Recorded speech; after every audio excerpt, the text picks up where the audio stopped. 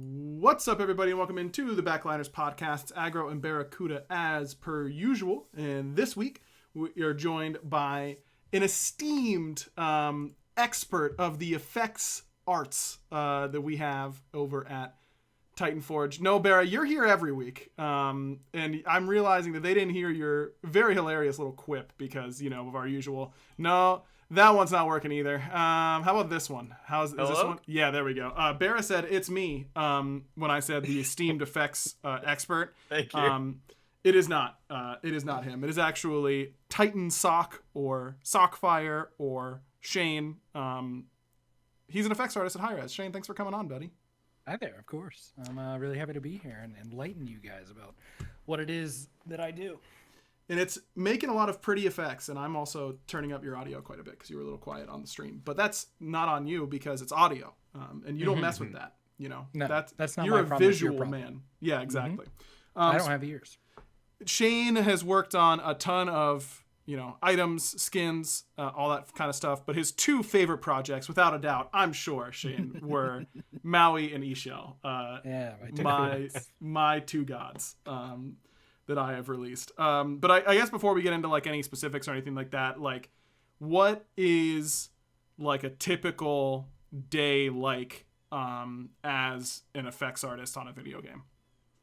So your normal day as an effects artist is just going to be a lot of pressing spacebar to watch whatever you've done on the screen. So you're messing with colors, you're messing with shapes, you're messing with timing for all these video games like explosions, abilities, that kind of stuff. Just watching it over and over again, iterating and like changing small details until you get what you really want, a good feeling kind of impact, like a hit, something like that. For skins, usually we have 3 weeks to work on it, gods, 8 weeks.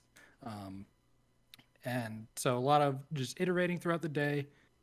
You'll go to feedback meetings with designers or your other effects team members where you guys talk about what you've done, talk about ways that you can improve what you've done, advise other people on like what they could do, or as Agro likes to advise, just say go as hard as you can and I'll tell you when to stop. That is a very common point of feedback for me, because here's the way I see it. Okay, Shane and many artists, both of the effects variety, sound effects, like 2D art, all that kind of stuff. They are so well trained and have such an eye for nuance and detail that not only will I not get or capture, but the average player never ever will in a million years. Mm-hmm. So like Shane is making effects for himself and for his other effects artists, and everyone's like, yeah, this is really good. And I'm trying to explain to Shane sometimes that he has to make effects not for other very talented artists, but for people who are playing on their Nintendo Switch at 3 a.m. and have, no idea what they're supposed to be looking for. So I like to, that's one of the best ways that I've found. They'll be like, Ishel, and I mean, we'll talk about like specific god stuff, I guess, later on. But like for Ishel, I feel like literally every single review I was like, this looks awesome, make it even more, like pump up the color differential even more rainbows, more like brighter, you cannot, until I tell you, okay, you've done too much, just make it it will feel like nauseating to you for what I'm asking for. But the rest of us are big dumbs, and unfortunately, that's who you have to make sure seeing the finer details. You know what I mean? Yeah, that's one of the things that I've actually learned and gotten a lot better at recently, especially from Ishel, like from all that iteration, is the importance of value in your effects. And value is like how bright something gets, but it doesn't always have to be like make this thing super bright. You can add contrast to create value. So like a darker background makes your brighter pop out and more attention grabbing and that kind of stuff. Mm-hmm. Yeah, I think, Ishel, so much of her, I remember when she was revealed, everyone was like, wow, all the effects look so good. And I was just like, okay, but are we liking the kit? You know, like how do the abilities actually look like they'll be gameplay wise? Because everyone was just so excited about the effects. So I think your work was well appreciated there, and that's the last compliment you'll get from me.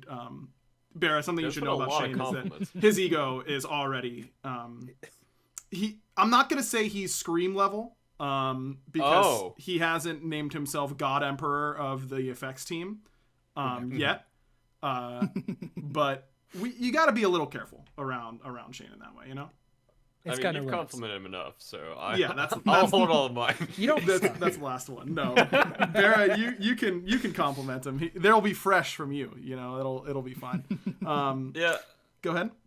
I was gonna ask, how do you design graphics for different graphic levels? Like, is that just something that's automatically applied, or are you going through like maximum, high, medium? Like, that sounds very painstaking and annoying. Yeah, so what you're talking about is called LODs. I don't know what that stands for, but in Smite, your this is an expert, various by the settings. Levels of detail? That sounds right. Levels of detail.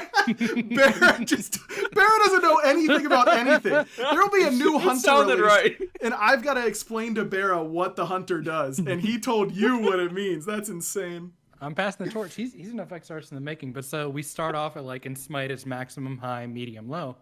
Yeah. And so what we do on Smite is we start from maximum. Maximum is what we're building off of, and then we'll adjust going down at the end of like you're finished with your skin, your last day, your last 2 days. They're called a tech pass. Mm-hmm. And during that tech pass, you're making sure everything's performant, runs well, no bugs. And part of that is the LOD pass, where you go through every particle that needs it. So if I'm spawning if I'm creating like 40 sprites, right? Mm-hmm. On the next lowest, I want to go down by a quarter. So 40, 30, 20, 10. And sometimes we'll turn things off at the lowest level if they're like too expensive, but just kind of going through that to appease the people that like to play on low settings for some reason. I really wish you guys wouldn't. Oh, that's me. You're literally talking to me, buddy. I hate that. Barra is literally making you less valuable.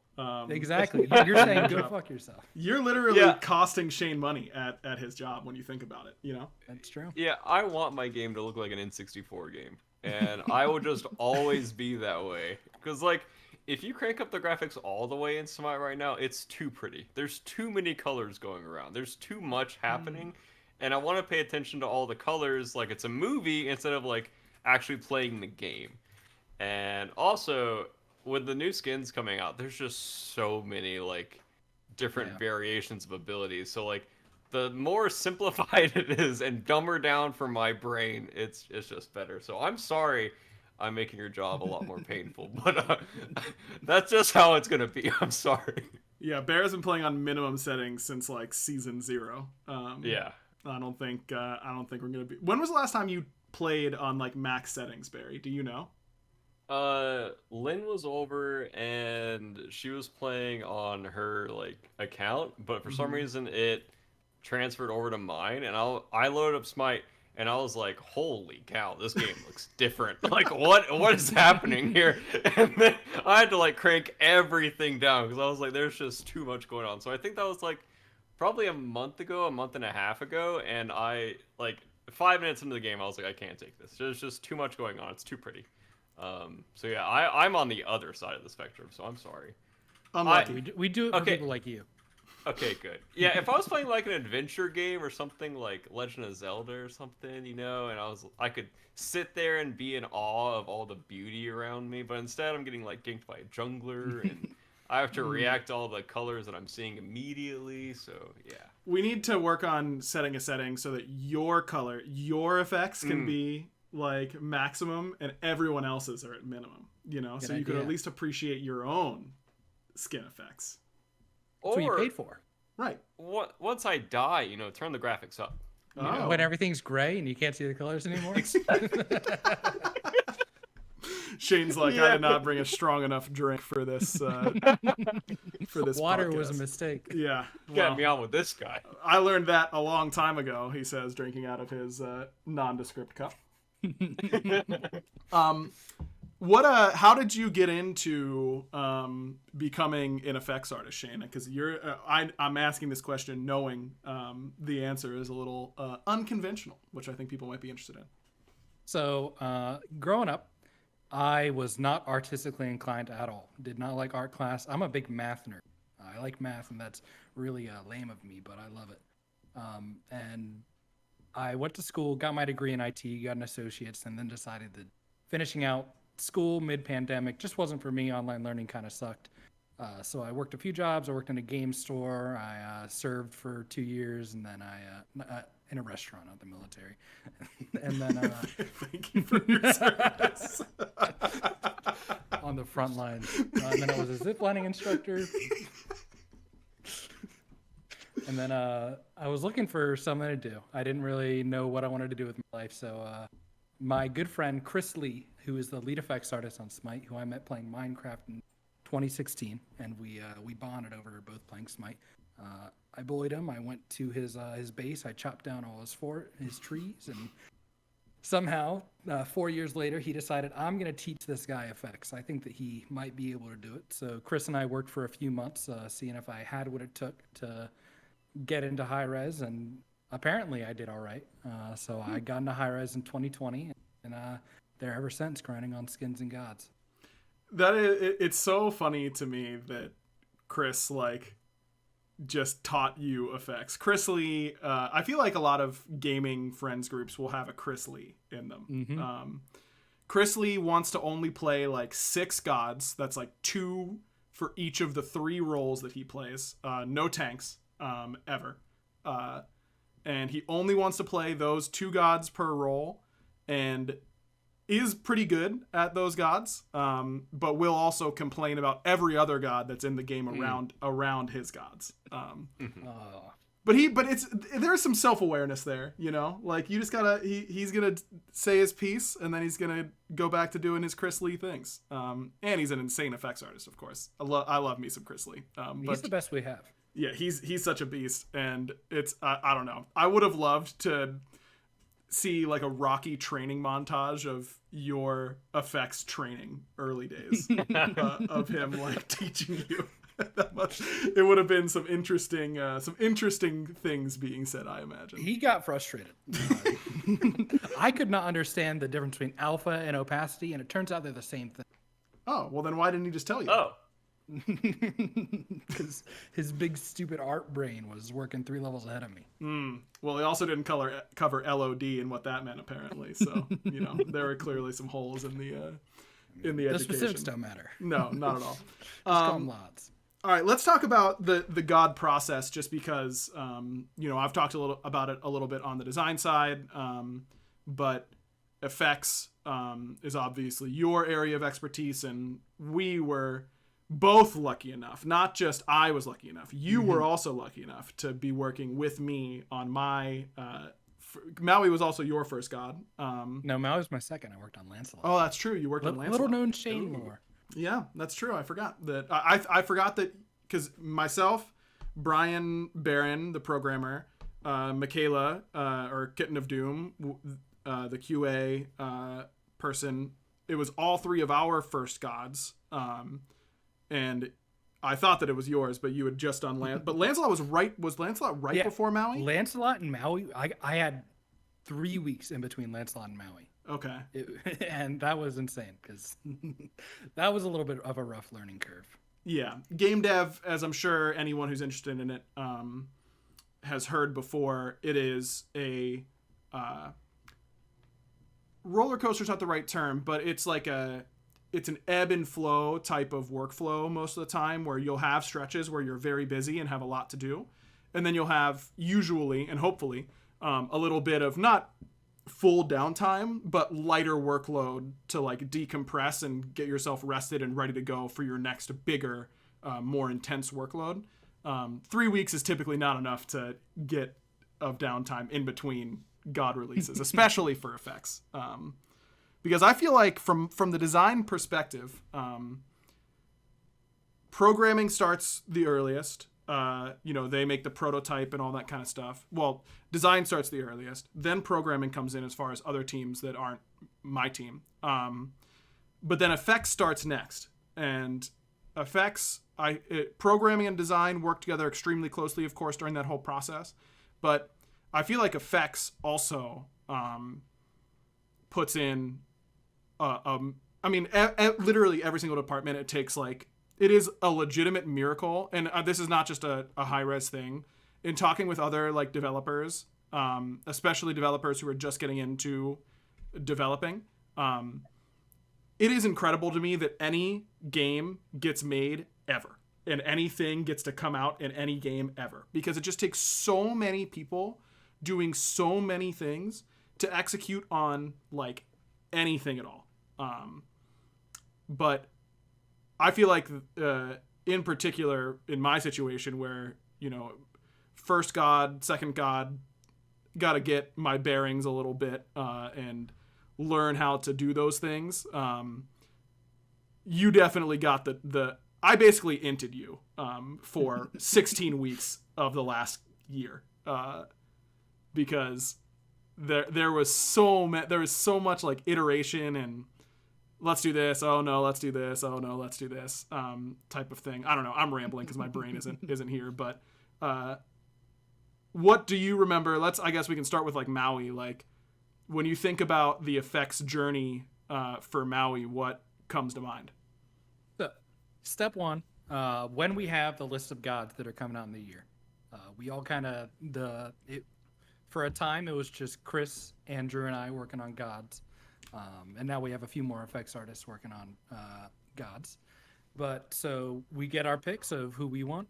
Andrew recently did Charon, Chris did Ishtar, I did Maui. That was just who we wanted. And then design comes around. They scramble into our Discord channel and they give us a little pitch deck where they ask us for our very smart ideas. And we give them to them. And we pitch making characters, like remaking Scylla for every god. We give them all of our genius ideas, and the designers take that, turn exclusively the effects artists' ideas into their kit pitches that they do with the trying other to designers. think where, because we do that with each team. We basically have brainstorms like, hey, this is the god we're going to make. This is a little bit about their lore. This is the class we're going to have them be. What do you think they should do? Esports is always and forever will be the most unhinged of those brainstorms. But usually that also means a lot of very good ideas come from those. You'd have to like rehinge them a little bit some of the time. Most of the time, I'd say. Esports is by far the most unhinged, and no one will ever catch them. Impossible.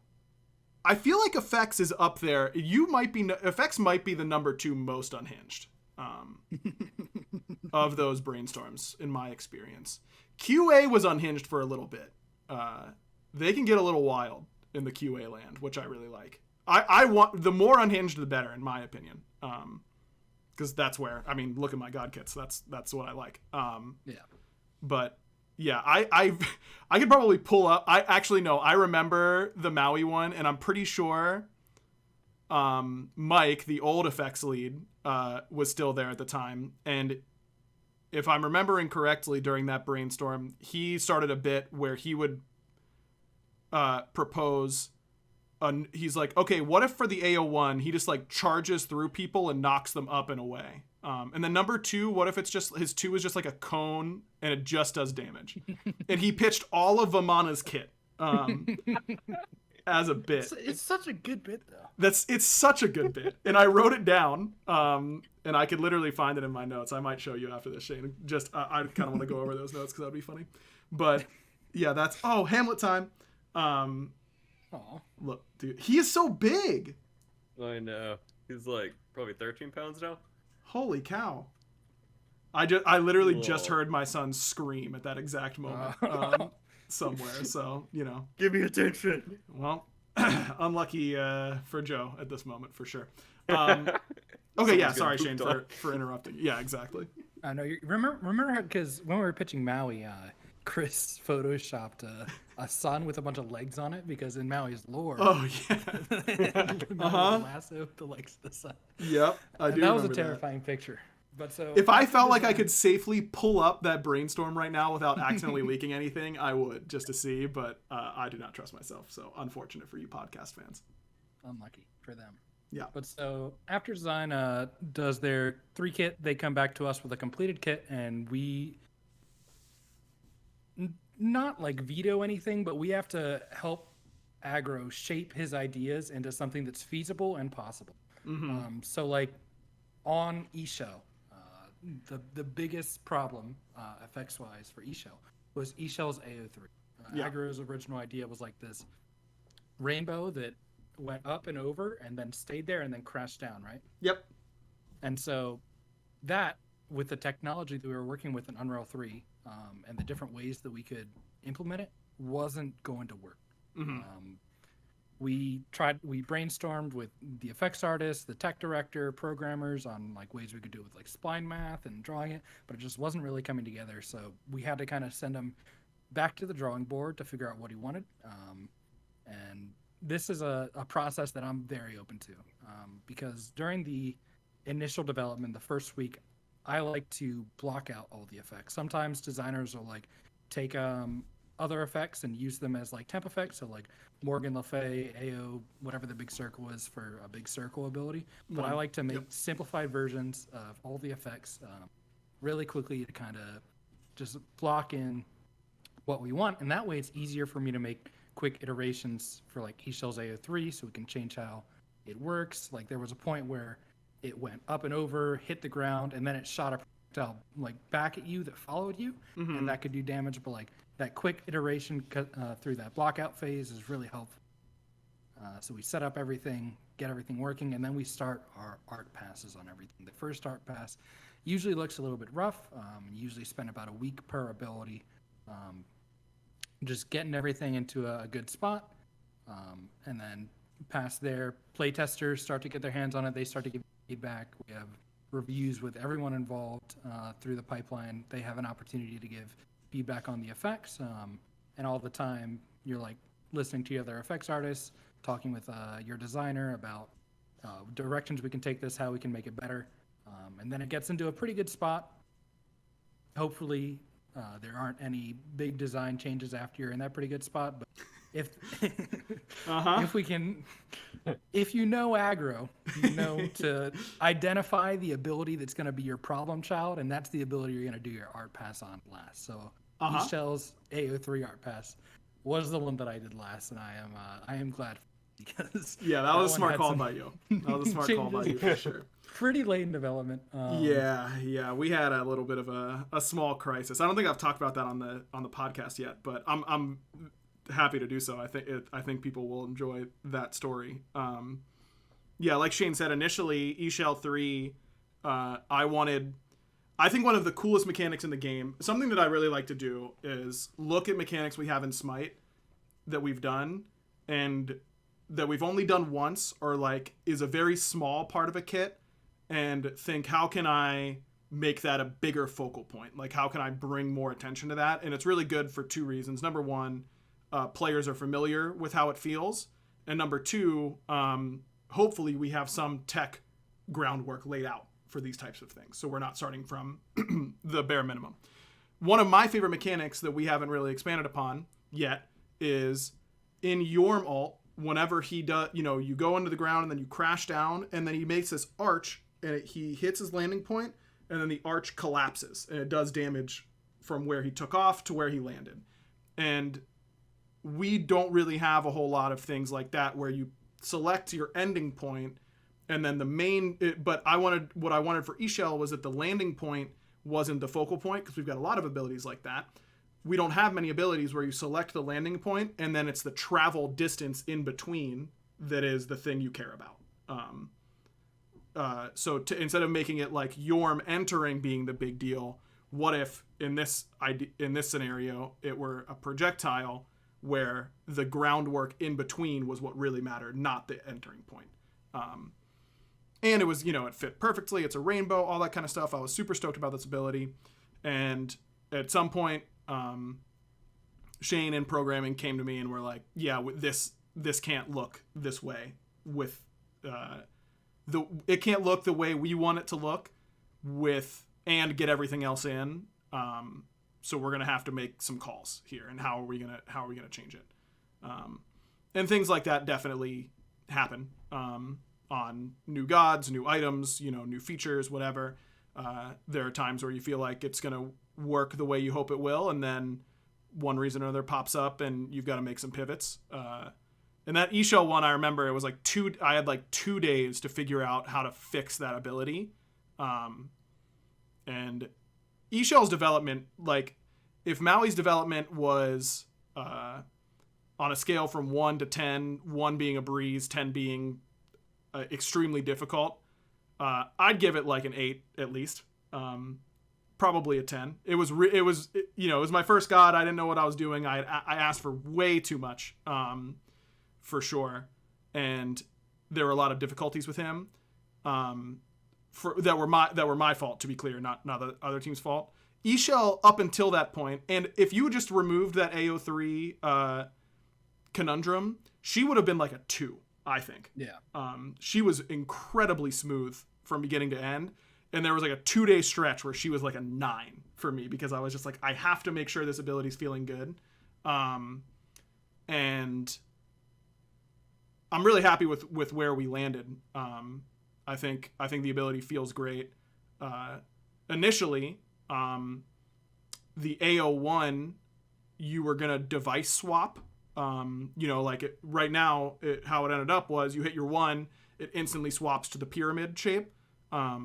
Initially, the little orbs that were coming out of the that come out of the AO3 that give movement speed, those would shoot back at you if you hit the 1, and if you caught those, that's when you got the swap. It was a little bit more like Camazotz in that way.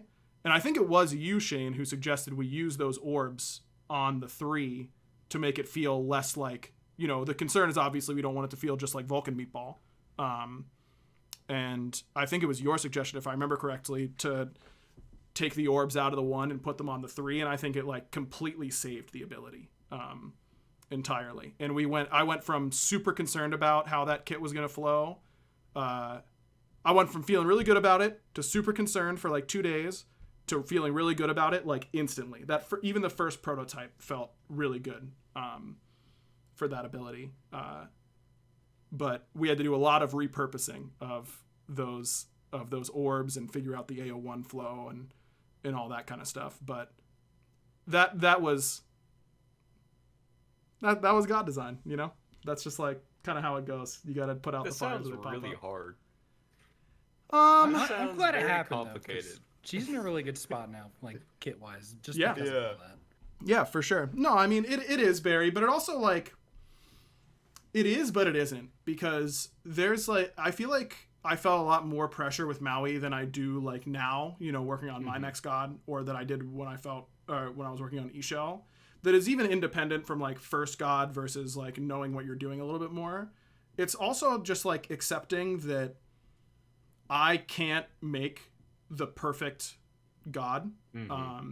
There will be people who don't vibe with whatever kit I come up with, and it's not that it's me or whatever. It's like it's kind of like we've talked about this with ranked.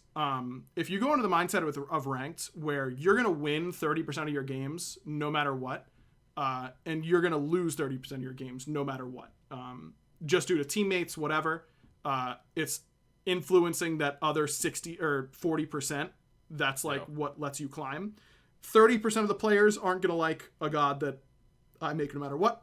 30% are gonna like it no matter what, as long as it's not like absolute trash. How many can I win over kind of in the middle makes me feel a lot less pressure. That's fair. I think. But it is odd. Yeah, go ahead, Barry. What's the difference between the art team and the effects team, or are they the same team? So the art team encompasses a lot of different I'm blanking on the word, but principles of just stuff. So you got your animators, you have your 3D modelers, you have your character artists who they work very close in tandem with the 3D modelers. The modelers model the characters, character artists do the materials that make them like have reflective metals and stuff like that. Then you have your effects artists. Then you have your tech artists. Can't forget about those guys, because tech artists are the glue that binds all the art disciplines together. Yeah, I don't really know what tech art does. I just know that they're like magicians. Like, it sounds cool. I feel like every tech artist I've worked with knows about has an idea of what everyone does and like how they do it at a level that like even someone really experienced like Clumsy or AJ, like they'll know, but tech art will like know. You know what I mean? Yeah, like they know how to do the They job. could do it at a lower level if at slower, but like they could make it happen. And they just anytime I've got a question, I'm like, I'm just gonna ask my tech artist, and they're like, oh yeah, I can do that, or here's who you talk to, or I can get it working for you. Like, I don't know what they do, but they're wizards. I love tech art. They're total beasts. So you get like the finalized product of the skin and the god and the abilities, and then you kind of make everything beautiful, or am I stupid?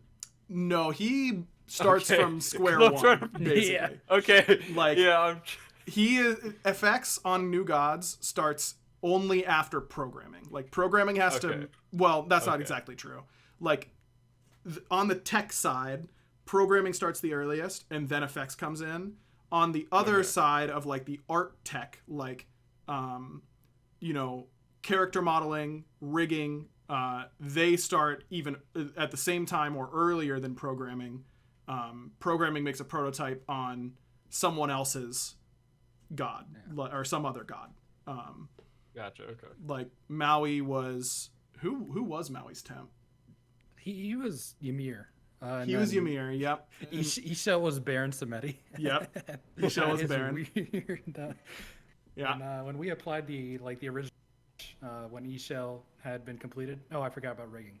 Rigging, another discipline of the art team that can't be forgotten. But so we had the mesh of Isha, but we didn't have the skeleton done yet. So the mesh was just applied to Baron Samedi's skeleton. So you have what Isha looks like, but as a very tall, skinny skeleton man doing who does like the wiggles, you know? Yeah. What's the term? What Baron is like? I don't know. They have a term for like that style of like skeleton, because he's unique. He's the only one who has it.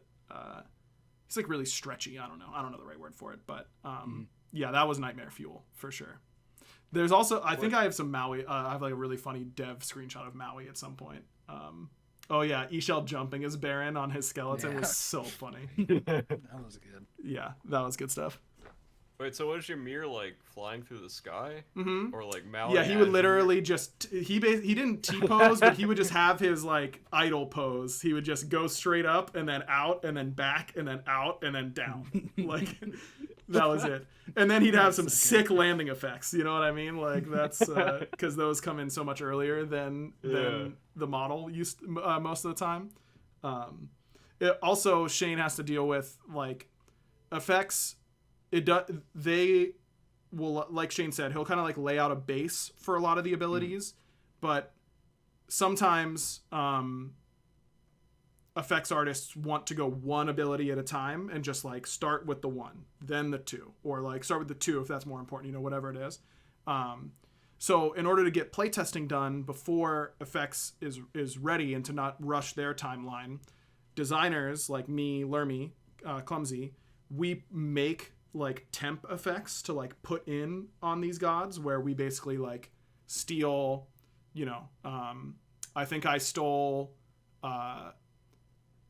the landing or I think it was the landing zone from Herc Boulder as the landing zone for Maui 3 initially, and so I just like copy it and remove, like I'm doing really I mean we're talking eating crayon level like effects here. In order to like make it happen. And I'm sure, Shane, that sometimes you like look at the temp effects that we've put in and you're like, what am I dealing with here? Like, this is so stupid. That's why I try and make them myself for the gods we work on.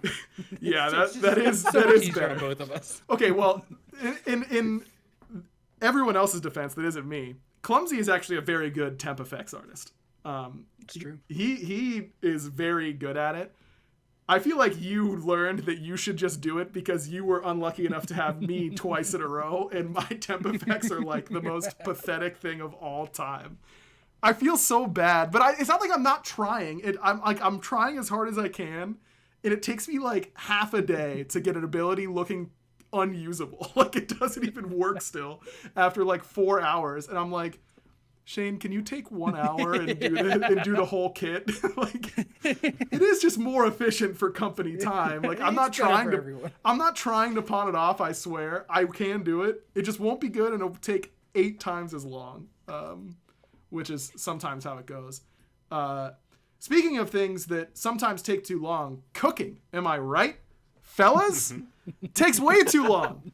Luckily, With HelloFresh, you can get farm-fresh, pre-portioned ingredients and seasonal recipes delivered right to your doorstep. You can skip trips to the grocery store and count on HelloFresh to make home cooking easy, fun, and affordable. And that's why it's America's #1 meal kit. What could be better than that? I feel like who wouldn't love a wholesome homemade meal? But you just feel like there's not enough time. That's a mood right there, HelloFresh. With HelloFresh, all you need is 15 minutes and you'll be enjoying a tasty, satisfying meal made in your own kitchen. Just look for their quick and easy dinner options, plus quick breakfasts and lunches too. So you got plenty of options there. And you can also banish the end of summer blues with HelloFresh.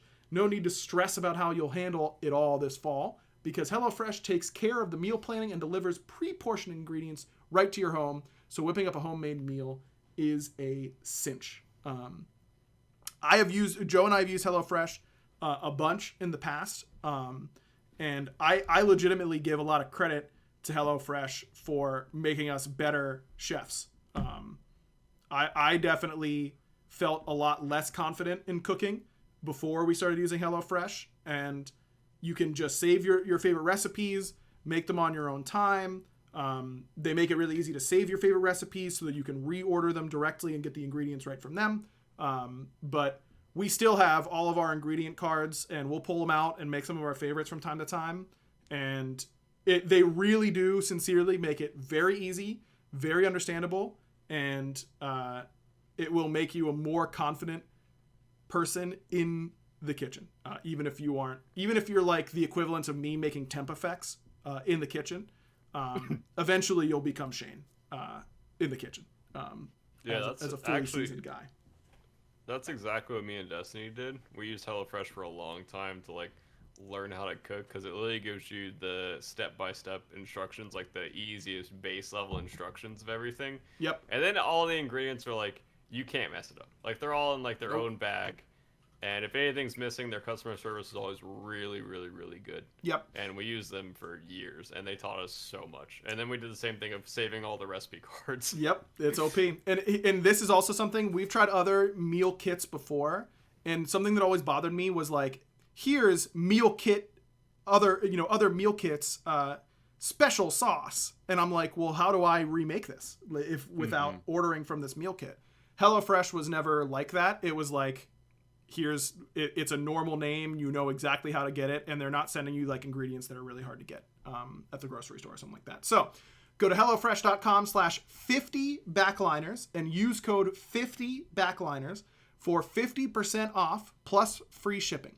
Let's go to HelloFresh.com/50backliners, 50backliners, and use code 50backliners, no spaces, for 50% off plus free shipping. HelloFresh, America's #1 meal kit. Big shout out to HelloFresh for sponsoring the podcast this week. That's a lot of complaining people. 50 backliners. 50 of them, yeah. My God, it puts 50 Steves in a room. It's curtains, dude. They'll solve something. They sure will. Shane, I wanted to ask you about Maui again. Because the AO2 was definitely, like you said, there's the ability that is going to need a little bit more work than the rest.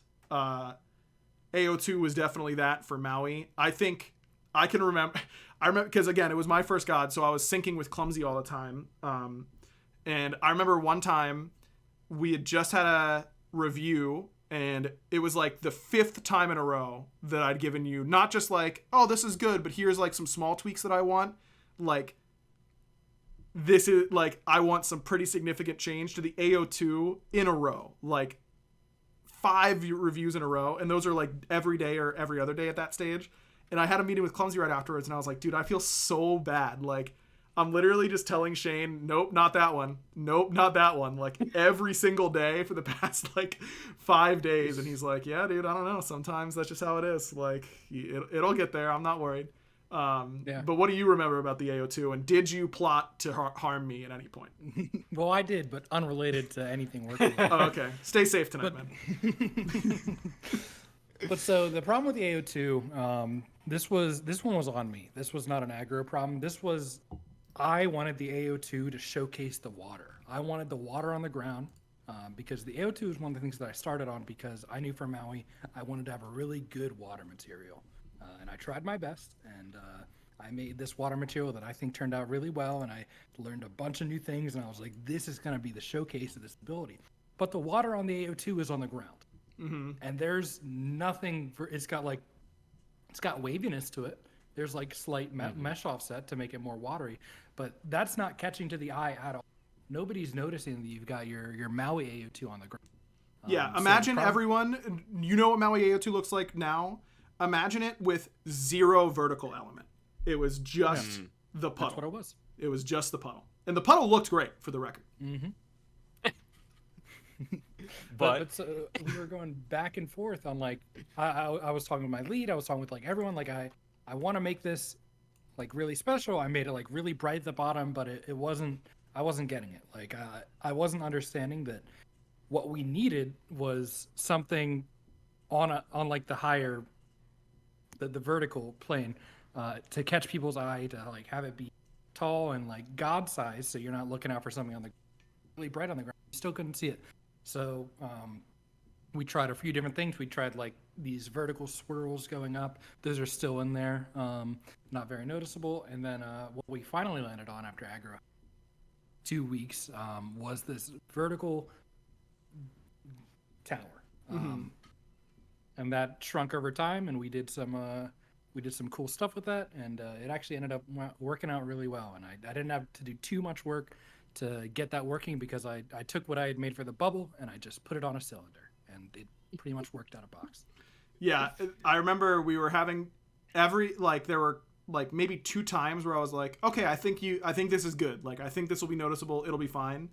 And then we'll go into a play test and you'll hear like, I'm like, okay, I'm putting down my bubble for you. And someone was like, where is it? I don't see it. Where is it? I don't see it. And I just remember, I think you were on my team and I was like, oh no, Shane's going to be so sad. Like, that has happened so many times where it's like someone's put something in, like programming's done a whole bunch of work or effects has done a whole bunch of work, and then the first time someone uses an ability, someone else complains about how like it looks or how it feels.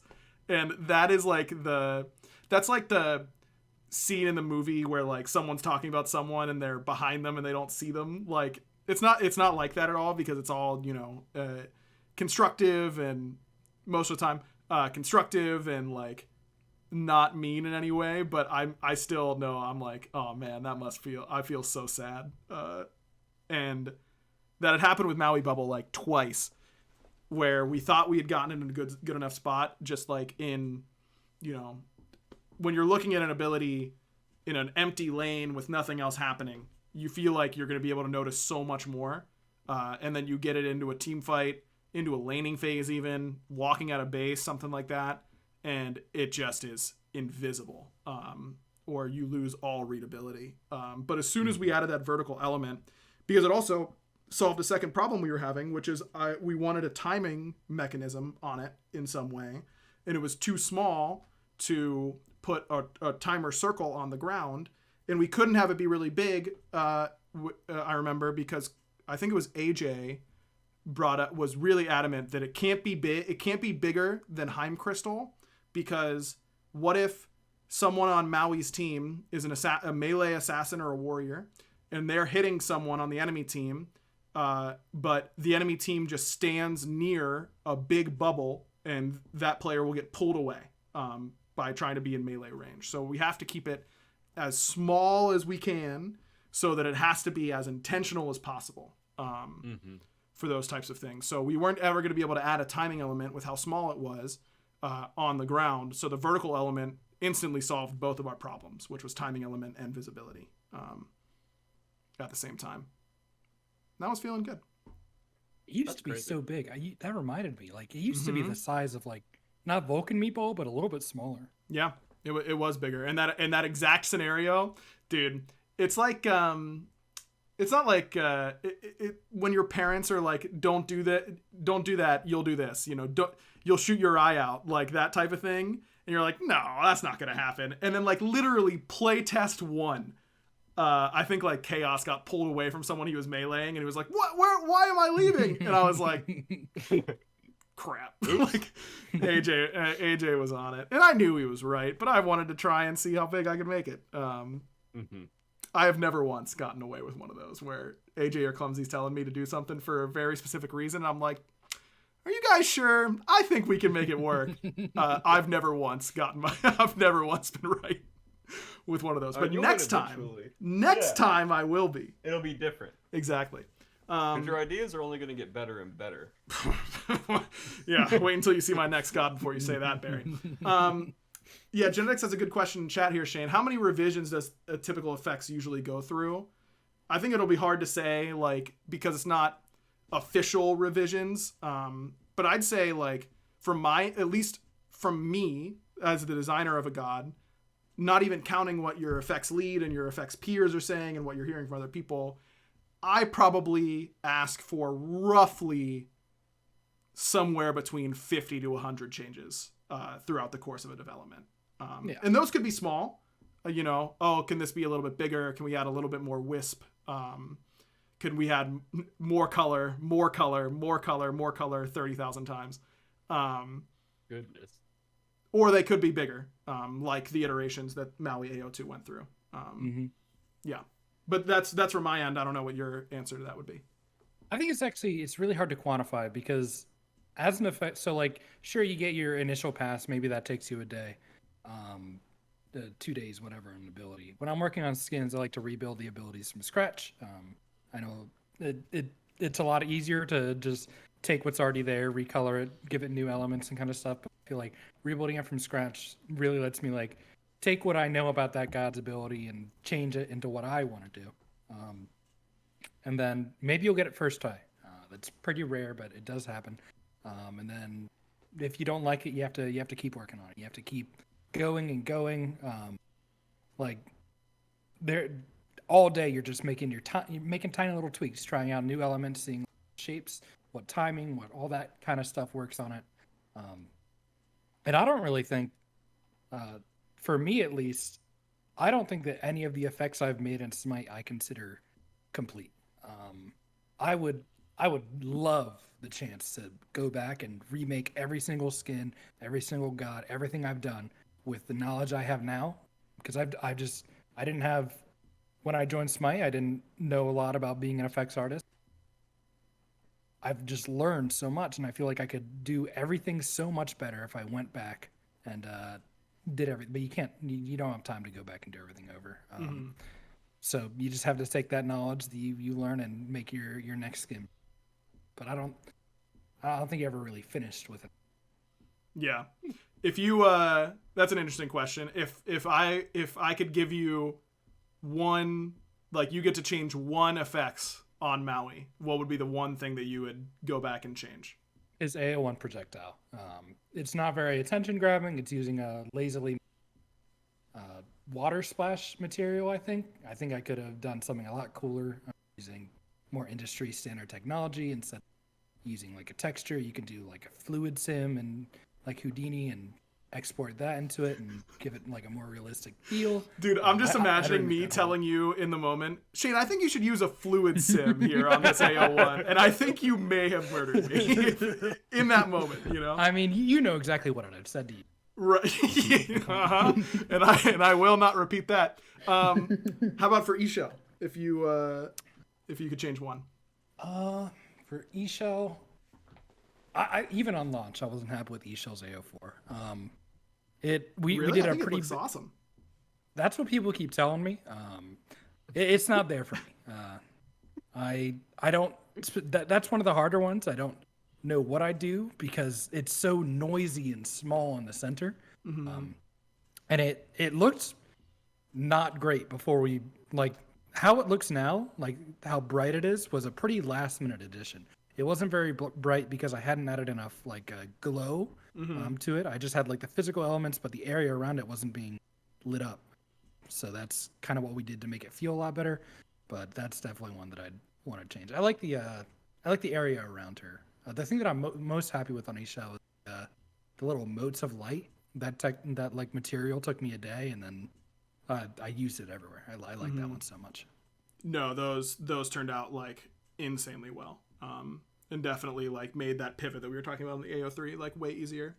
I think you kind of got dealt a rough hand though on eShell Ultimate, because that there was a lot of iteration that I wanted to do on it as well, but eShell was very different from Maui's development in not only the smoothness, but Maui was absolute trash forever in playtests. Like, he never felt oppressively strong, pretty much. Unless you ask Chris Lee, who's, in his opinion, any Guardian with any CC is the bane of his existence. He has 4 forms of CC. What are you supposed to do? And he is obviously strong, like, but he never felt like, I mean, there are just times where, like, you touch something in development and you're like, oh, this is beyond unbalanced. Like, he never had a moment like that.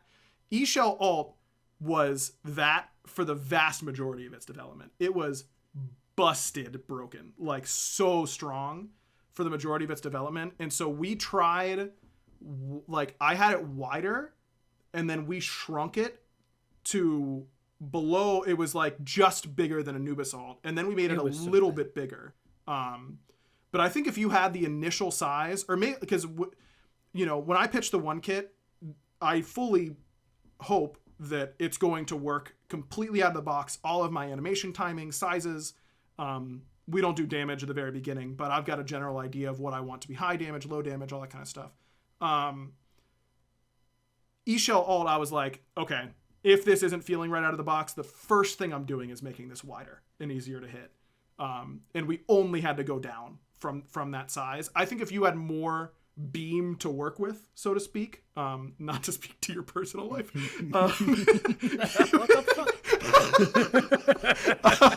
it would have been a little easier to execute on that vision. I told you, man, there were too many compliments. I had to balance it out somehow. I hate this, man. You mentioned what you were happiest with on eShell. What were you happiest with on Maui? I think on Maui it comes down to the hidden rainbows and all the smoke, like on the AO4 when you're getting launched. If you didn't say that, I was going to say that. And then the bubble was one of the first things I made, and that was like my aha moment. Everything about meshes and like UV unwrapping, it all clicked for me then. And I was able to do some really cool stuff after that. But that was like a catalyst to my brain finally figuring out what it is that I do. I think I had messaged like you or someone, like I finally figured out what I do as an effect. You were like, I can make effects now. And I was like, well, that's good because we have a lot to do. Like, there's a lot that needs to get done. But no, I agree. I was going to say, and for anyone who hasn't, I think I pointed out on patch notes, but that was obviously a long time ago now. If you look on base Maui, or it'll be any of his like recolor legendary, anything like that. Look, anytime there's a cloud, I think there is one for the easiest one to see is in the ultimate. There you'll see a little tiny rainbow appear in those clouds, which is obviously, a big connection to Hawaii and all that kind of stuff. He hasn't in like it isn't in there isn't a rainbow in the 3 cloud, right? But there is the smoke that comes down after he impacts the ground. That dust cloud uses it. The AO1, it's very faint, the AO1, but the water that I was so disappointed with earlier, that's got the too. And this is what I mean when I say you're making effects for people who are like, how many? I don't know if anyone in chat has ever noticed that there's rainbow coming out of the impact smoke on the 3. Nope. Yeah. But that's such a sick little touch that I love, that even I forgot about. But it's little things like that. This is just making me feel bad that I'm not noticing most of the things. Well, you're on minimum there. How could you? You're on an There's N64. no rainbows on minimum? I don't know. I don't look at minimum. I just say I hate you. Just give me like green blocks as gods. That's all I need. Just like the most simplified thing. Yeah, that's too much. I think KD in chat earlier asked what your favorite god or skin you've worked on is. I think my magnum opus, the one that I think I'm the most proud of. I've definitely got a top three. My top three is definitely Maui, Ishel, and Nicol Bolas Tiamat. Yes. It's hard to order those because I wanted to go a lot harder than I had the time to with Nicol Bolas. I had 3 weeks. I think it was actually 2 because I wanted to do 2 magic skins, and they were both in the same patch. And Shane's a big Magic the Gathering player for the record, so that's why he was so excited to work on those. But I had to make compromises in the schedule. So like both Pele and him got 2.5, but that's 2.5 weeks to do 9 abilities, which is a little bit rough. Usually it's 3 to do 4. Yeah. That's a lot. That's a lot to do in that time frame. If you didn't say Nicol Bolas, I would have called you out on it because I think that is. I mean, I'm obviously biased that Ishel and Maui are my favorite of your work, but the amount of card references that you were able to work in and pull colors from like direct Nicol Bolas cards. Dude, the tornado. Apex of Devastation. Yep. Oh, it's so good. We got Lightning Bolt in there. We got D-Spark. I'm sure I think I had 1 ability or like multiple cards for each ability. It was ridiculous. Yeah. I've always wanted to talk about this because I don't think many people notice it. On Nicol Bolas Tiamat, the AO1 from the person playing Tiamat, unfortunately, is the less cool version. But if you're viewing Tiamat from another perspective, he's got the big Nicol Bolas Dragon God black hole behind him, and I couldn't have it locally because then you'd have a big black orb drop blocking your screen. But if you ever look at anyone else playing that skin, the AO1 is something that I'm really proud of there. And Nicol Bolas Dragon God is my favorite Nicol Bolas It looks so card and art. Yeah, that art is incredible. I have a playmat of it because I love it so much. So yeah, that one was insane. And I also have to say this is something else that affects Hardest to Do that I didn't know that this was effects until I started working on gods. But something that I think is an underrated part of your game, Shane, is your targeters. Like the materials, and Barry, you would never know this because on minimum targeters are just blocks. Yeah. Do me a favor, go into a jungle practice or something like that on max settings and turn on 3D targeters. You will be absolutely insane, like blown away at the level of detail on like what targeters look like when you're previewing things. And I feel like one of my favorite parts of Ishel and Maui are their targeters.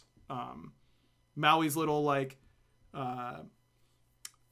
I don't know the right word for it. Not texture, but like the little pattern that you have on the edges of his with the Alua look really cool, and the prismatic like gradient on Ishel targeters I think make those abilities like feel more.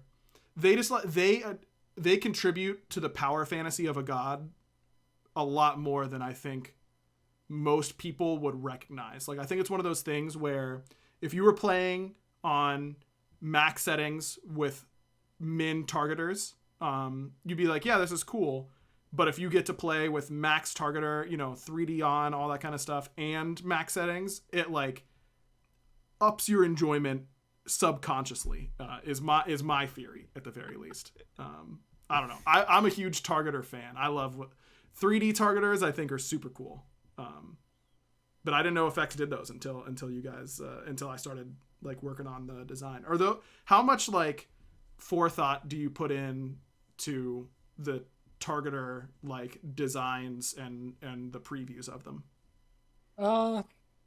For me, I'm not a huge, so I don't do the vertical elements on targeters for most of my things. Like the whenever you're jumping on Maui, he's there, he's got his little like ghost when you land, but I play on instant cast, so I tailor them more to myself, and that is making something simple, readable, and cool. So like that's what I like. Well, you can't see it, Mr. Minimum. I can agree on you on. but so you usually get your Polynesian, your Mayan border that's from old Smite, that decrepit crypt of things that we have to use, and you want to modernify that, which is usually not too bad. And then one of the things that I've gleaned from Chris Lee is his use of caustics. Caustics are those little rainbow textures Agra was talking about, like the rainbow in the Maui clouds, the rainbows panning across the targeter materials. Those are called caustics, and they are really easy and cost-efficient way to make something a lot cooler. All you're doing is taking a rainbow texture and panning it through a material. Yeah, I think when you say cost-efficient, do you mean like money-wise or like time-wise? Like for you, like... Time. So I've made a few caustics and I use them a bunch, but there's also some that have exist. What I was talking about is like performance wise. It's very cheap to get those in there and not have to deal with anything. Yeah, like effects artists, and this is an even bigger deal, I feel like, for modeling and rigging, where gods can only have a certain amount of bones. And anything that wants to be controlled has to have a bone. And I mean like a legitimate human bone. Like, I thought before getting into development that gods just like, you just drew them and then you just animate them. That is not how it works. Like, game engines require not perfect anatomically correct skeletons, but like nearly perfect anatomically correct skeletons to work. So they literally build a skeleton of the god and then they put everything over it. But let's say like Maui's weapon, like his fish hook and the rope, that requires bones down the rope and into the hook because unless something has a bone, animation programming, they can't say grab this and put it here. Like, otherwise it's just at the mercy of the physics engine, and it will do weird things. So when we use the term cost effective a lot internally because we have a bone limit. I remember Maui had to lose some of the fidelity in his clothing because his rope needed more bones and he was at max already. So his clothing couldn't move as much when he walked because we needed the rope to be able to be more flexible. And so we have to worry about our bone count. And then there's also like there's only so many particles we can put on someone's screen at a time. And that also includes the map, what is happening on the map. So like if Fire Giant has particle effects, we have to count those and make sure that so that we don't crash people, we don't make them lose a whole lot of performance, all that kind of stuff. There's a lot of like checking of those types of things to ensure that people get the right performance for like basically every part of the art team, which is something that I did not know before joining game dev. Wait. Oh, I thought you were muted, but Barrow was just like laughing silently. No. I'm just picturing like Kepri bones. Like, yep, he has them. Or like Marty bones. Yep, they got them. He's got a beetle skeleton underneath the model. Marty has a manticore skeleton. Just imagine a dog. Yeah, it's a dog with a lion head and a scorpion tail and wings, like wings need bones. I'm really just talking from hearing other people talk about these things, because that's the beauty of game dev, is that I don't need to have a perfect understanding. That's why I can just ask, hey, can we do this? And someone who does have a perfect understanding can tell me yes or no. And then curse me underneath their breath after I leave, probably. Because I assume that change. Yeah, exactly. 200 things. One more question from chat before we got to get to our random question of the week here, Shane. Was Timmy asked if you could change when we were talking about what you would change on Maui and Ishel. But for me, I'll lead with Timmy's question. His question was if you could change any effects in the game. If there's like one effects that you see And it's like anytime anyone's playing that one god or that one skin, you're like, this drives me insane. Do you have one of those that you would change? Oh, I've got it. Yeah. Oh, let me tell you how many gods in the game use this one material. We have a folder called Gen. That's where like everything that gets referenced a bunch goes. There's General this one. is what that stands for. There's this one smoke material that looks so bad, and we have 1,500 skins, so we can't change it because it's been used in so many places and it's gonna break so many things. But this texture is absolutely horrendous, and it's just from old Smite when they were doing whatever those old people did. And it ruins my enjoyment whenever I see it. I don't know. Like, should we give people like a skin to be able to see it, or should we not? Like, do you feel like we're gonna break we're gonna not break the fourth wall, but yeah, like exactly, we're gonna make it. Look at any god before 2014, and you'll see it. Well. Any god with smoke you'll see it. 2014. Yeah. And again, we could tell them the specific skin, the specific smoke, and 90% of players, we could show it to them. They're like, yeah, that's smoke, all right. Like, there it is. That's me. Yeah, that's Barry. I don't know. Was Agni made before 2014? Well, he got remodeled. Yeah. I don't know if his effects got redone after 2014.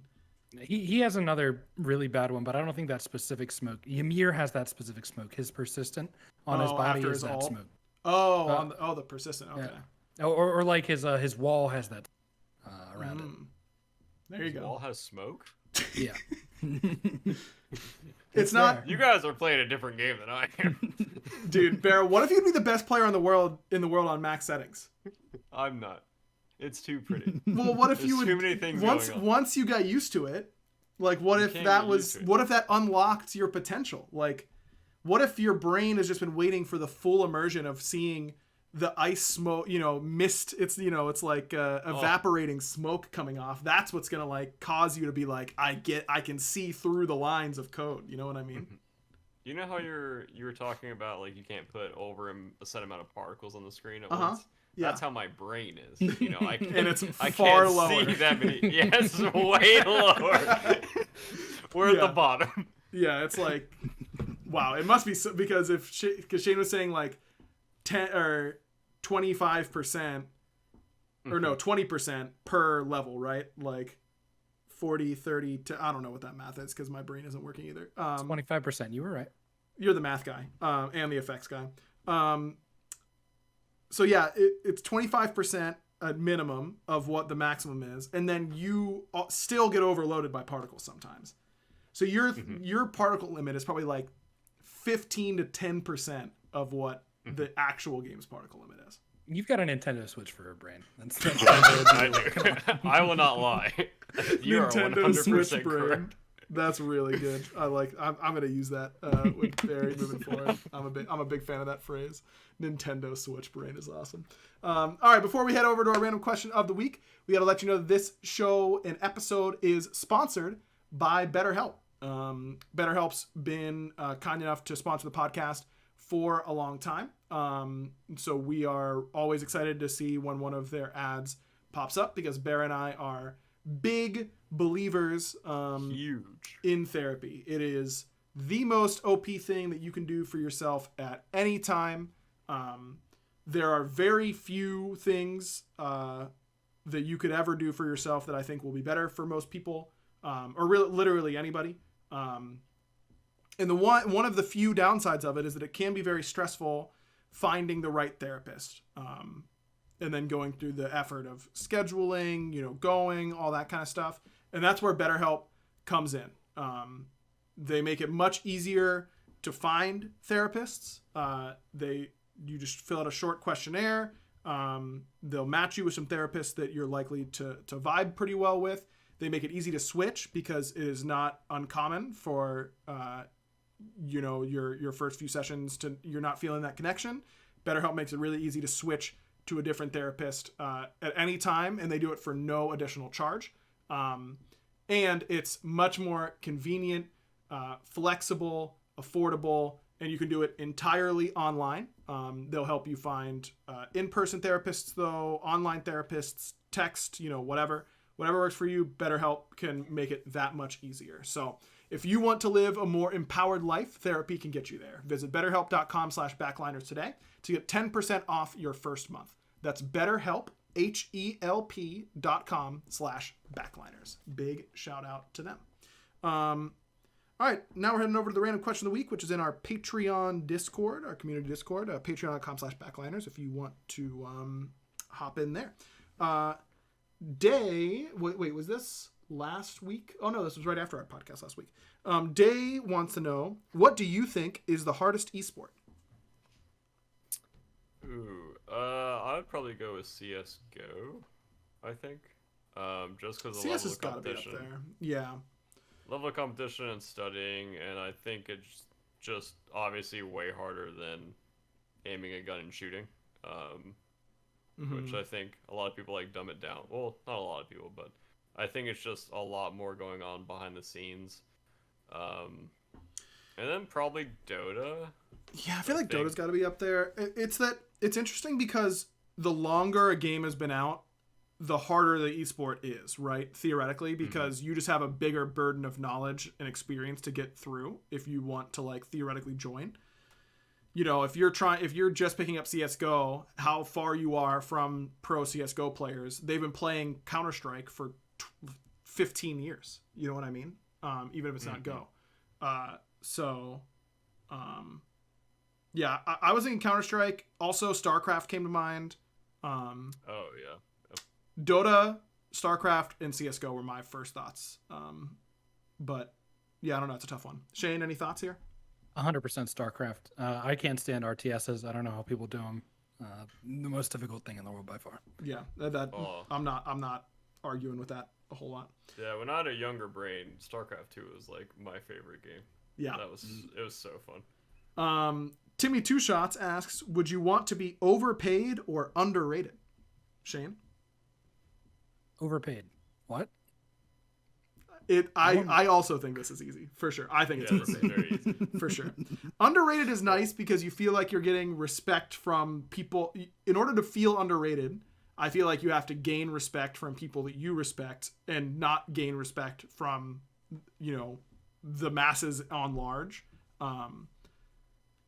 I feel like as Smite players, we've been in that boat for a long time. I think that Smite has been underrated since day one. So having been solidly underrated for over 10 years, and been a part of this community, that's, in my opinion, very underrated for how great it is. I would like to be overpaid. Though I will say when I was in the radio industry, before I got into esports, there was a running, not even a joke, it was an actual trend where at the radio station, as soon as a new radio host became the highest paid radio host, there would be a betting pool on how long it would be until they would get fired. Because making the most money as a radio host was an event. You knew that your days were numbered because whenever it came time to move money around, they would always look at the top and go, yeah, we don't need that. We don't need to be paying this guy this much. And no one lasted more than 2 years being the highest paid radio host. No one. Like, really? Yeah, no one. So there is pressure and all that kind of stuff that comes from being overpaid. But I'll take the pressure. Thank you. Same. For the money. Yeah, I agree. Go ahead, Barry. I feel like overpaid is just better. I feel like underrated, from my experience, is only good like pre-tournament. Like, sure, for no expectations. Like, people don't expect anything of you, so you can play a little bit more freely. But for other like professions, I would assume overpaid is just always better. Yep. Hiru asked, what is something that you guys learned recently that blew your mind? Theirs was that the Minute Maid / Simply Lemonade quart are like the perfect proportions to put a single flavor Kool-Aid packet into, making different flavored lemonades.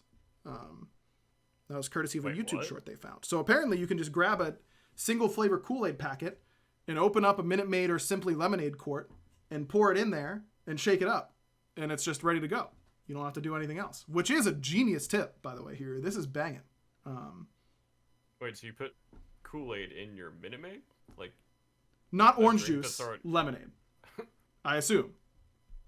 Maybe you could do it with orange juice. Why not? Sure.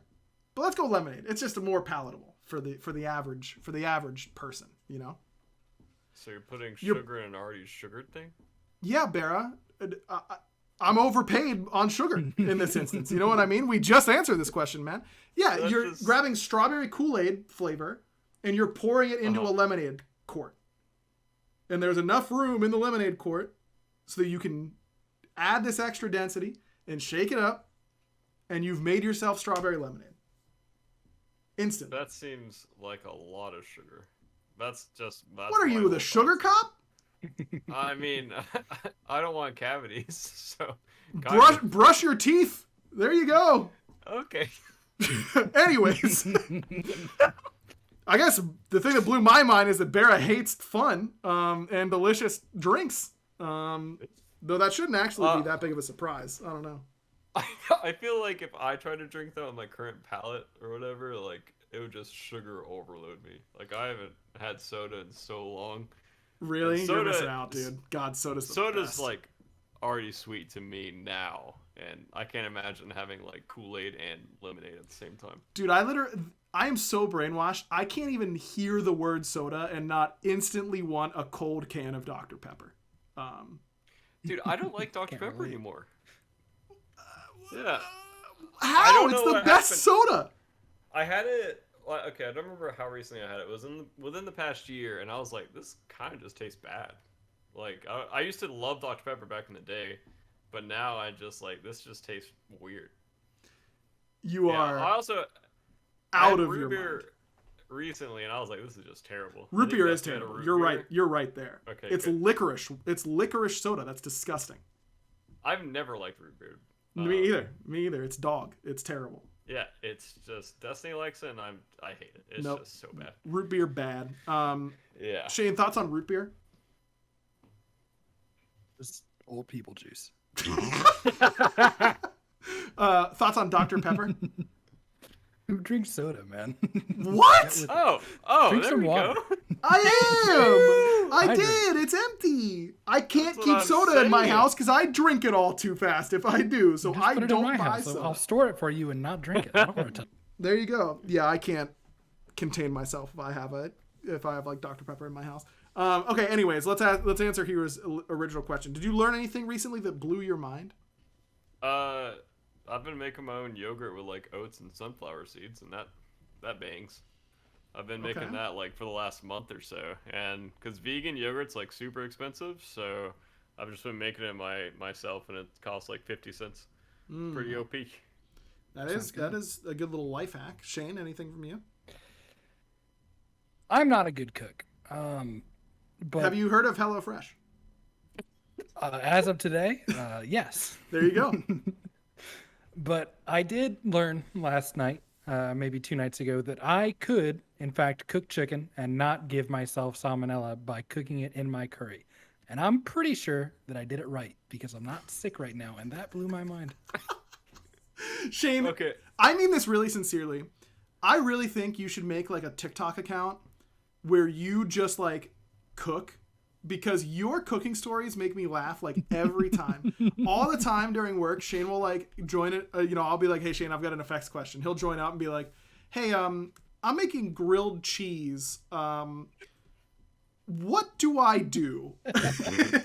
And It's not even far-fetched, man. no, you did ask me during Maui's development how to make grilled cheese, for sure. And then you sent me a picture of said grilled cheese because you were so stoked that it turned out, and it looks good. You did something too where you like made something that sounded absolutely inedible, and you were like trying to eat it, and I was like, dude, you cannot be down that bad for this food right now. Well, did you like do the old like salt and sugar swap or by accident or something like that? No. Like, it was something along those lines, I feel like. I can't. There are so many. It might have been I like to eat my oatmeal. I don't like to microwave it. I just take the packet, I put it in a bowl. I take 2 packets and I put some water in it and I swish it around and then I just eat it like that. It tastes really good. Okay, Bera's face is telling me this is psychotic behavior. I don't really eat oatmeal, so I don't know. Is this an insane thing that he just said? I've never tried it, but to me it sounds ridiculous. I don't want to judge you because I just met you, but that No, it's sounds fine. like something a serial try it. killer would do in the morning. it's Sebulbator in chat is saying it doesn't even soak in, it's just wet. Yeah, but you get all the sugar in the water, and it just tastes better. Well, Bear's out. Are you just lazy? Because he's a Like, you sugar just don't cock. want to like. You know, I prefer it. Like microwave it? I've microwaved it. I like it more non-microwave. Have you tried like overnight oats? Is that the one where you like put it in milk and leave it in a jar? You put it in anything, and they're just like you can put water in it, or like yogurt or anything to like make it digestible overnight. I don't know how digestible like. Well, raw Shane apparently oats are. can digest anything. Sure. You know, who He's been knows? training his stomach. Isaiah asks if it's hot or cold water. The world needs to know. It's cold. Wait, that sounds absolutely psychotic. That's what that- I I mean, was it's not freezing, but it's definitely not warm. Okay, that has to be trolling. Like, that cannot be right. Wow. Everyone's probably like, wow, this guy seems really cool. Maybe I should get into effects. And they're hearing this part and they're like, I don't think I can do that. I can't work with these types of people. That is insane. You sounded so advanced earlier, and now you're just putting Cold water water. in oatmeal and just calling it FX is like breakfast. my one area. That's what I'm. That's all he's got. All he knows is breathing and fine effects work. At least you like water. What's his name? That's step one. We threw out his name. Great SpongeBob episode. I watched some SpongeBob recently, and it was incredible, like the early seasons, of course. Did I learn? I feel like I did learn something recently that blew my mind, and now I can't remember exactly what it is. I feel like it had to do with something like a way to put like a trash bag into like our diaper trash container, or I thought you were talking about like putting a trash bag around your child. no As a diaper. no you might have actually thought that, Vera, with your baby knowledge. I know That's now. not a bad idea. There's so much room for them to just keep going, and you don't have to change It's a them cheaper for diaper. so long. Yeah, I can't remember exactly what it was that I learned recently that was like that, but if I remember here, I'll post it in the Discord. I apologize. And then last but not least, it's Dreamy Martini. Would you rather have a lifetime supply of chimichangas, like anytime you want one ever, it is available forever, or receive $10,000 right now? $10,000. You don't like chimichangas? It's $10,000. Yeah, but that's so few chimichangas in comparison to infinite chimichangas. I'd get so sick of chimichangas by the time I spent $10,000 in chimichangas. I mean, could I cheat the system here? It's been a long time since I've had a chimichanga. I'm looking it up to double check. That's what I'm looking up, yeah. Dude, this looks so good. It's a deep fried burrito. Oh my god, that sounds incredible. I'm really hungry.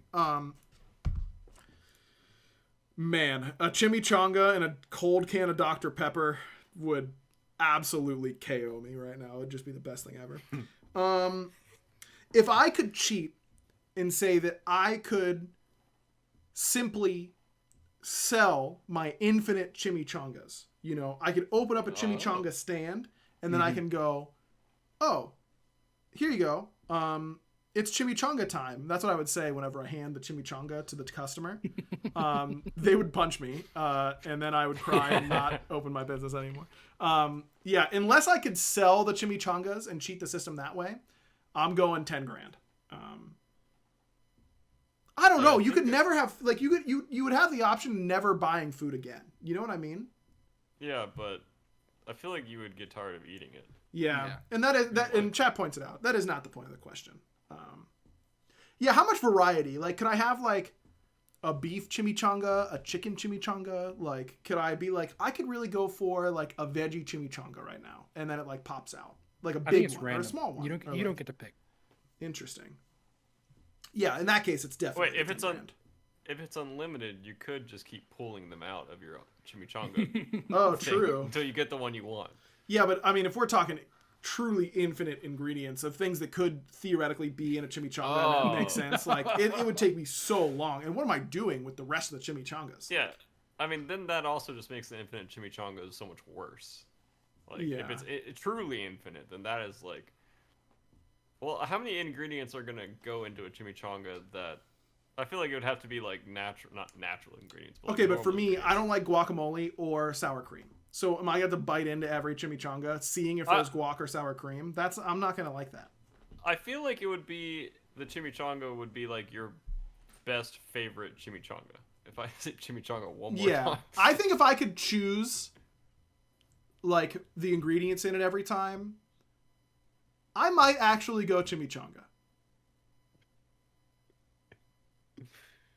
Chimichangas are really good. Like 10 grand is a lot of money. Don't get me wrong. Yeah. That is a lot of money, but that isn't like significantly change my life trajectory money.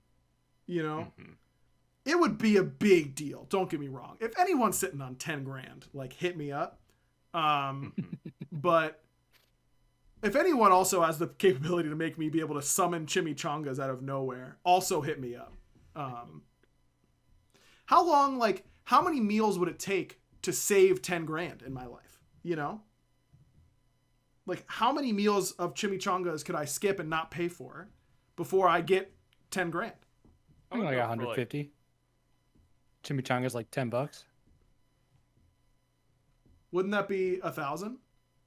Not, wouldn't that be... No, that's 10,000. He says he's the math guy. I'm double checking now. 10 times 150. That's 1,500 right there.